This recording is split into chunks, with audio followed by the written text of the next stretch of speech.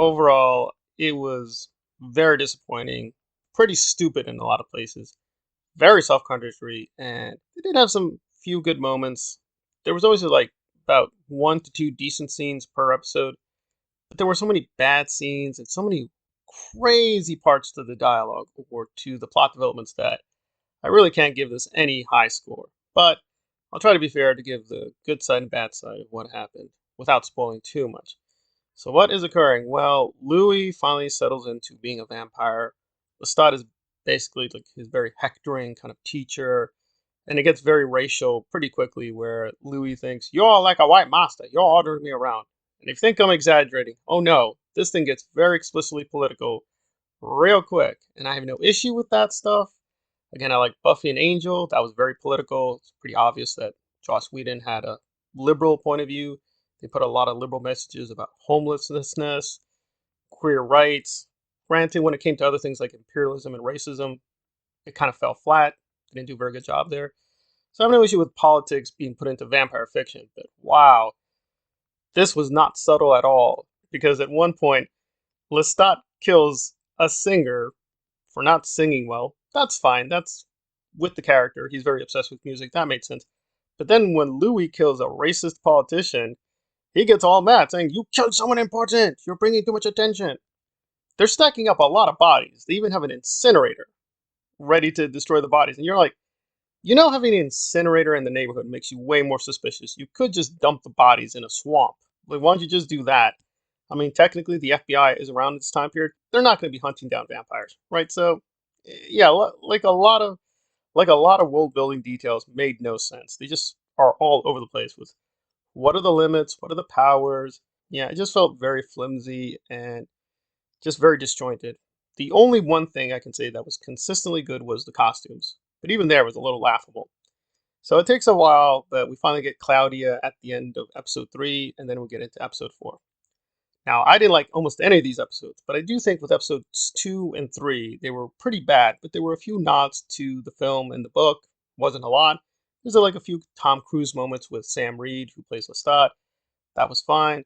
I will say Jacob is not a good idea for a leading man. I just don't think he's that strong an actor. He's not terrible, but his southern accent is horrendous. I know southern people, they don't talk like that. And it's not very consistent. Like at certain points, he'll talk very fancy talk. Okay, that makes sense for the time period. But then he starts saying things like, "Listen, we could live on animals. That would be okay." I'm like wondering to myself, is okay a slang word in this time period in the 1910s? Is it? I don't know. And even like the nudity and sex scenes are very kind of functional. I wasn't very thrilled by them. And they didn't quite make sense. Dot is like, he doesn't care about humans, he looks down upon them, and he only toys with them. But then later on, when Louis and him are having fights, he says, "You did it for your people. You killed that racist for your people." They don't have people anymore. Even though he's black, he's not a human anymore. He belongs to a different species. So it's just a lot of inconsistencies and incoherences throughout all the episodes. But there are some nice touches. Like there's this part with paintings at the beginning of episode 2. That was interesting. Seems like it's a nod to Armand in the book. The episodes with Alan Taylor had at least a little visual flair, but the ones with the other directors were less dazzling. They didn't even handle the camera very well, and the lighting in episode 4 was horrendous. It was so dark, I could barely see anything. It was so stupid. And the makeup usually is pretty good, but the reason they turned Claudia is because she's dying from burn wounds, but you can clearly see for yourself, she's not dying from burn wounds. Like the makeup there was horrendously bad. And then they put her in the Sailor Moon outfit, which just looked ridiculous. I'm like, what?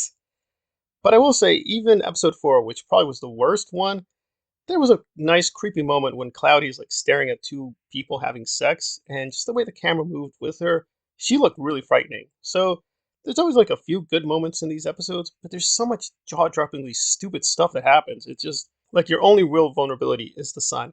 And by the way, there's an embarrassing moment in episode 2 where that comes up, and that was really laughable. So besides the sun, nothing can really hold them back. They just like shouting at one another, having a lot of gay sex, and inviting people, killing them off. There's no real consequences to that. So it's all very, very boring. I will say the Daniel and Rashid moments when we move from the main story to the future Those were a little bit intriguing, and they left some good mysteries and paradoxes there, and that was some good acting. But even there, like Daniel is very aggressive. He keeps pressing Louis. But I've done journalism. Journalists don't do that to sources. They don't keep attacking them with that same ferocity. I'm not even joking. At one point, he says, it's like Anne Frank meets Stephen King.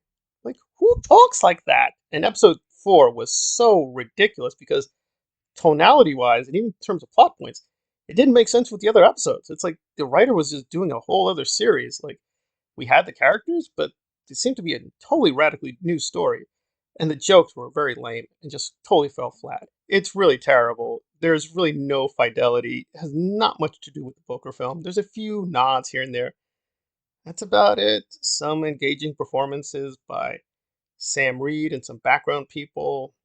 Daniel and Rashid are okay, but Jacob is a waste of time. I don't want to attack Bailey. She's a young actress. Maybe she'll get better.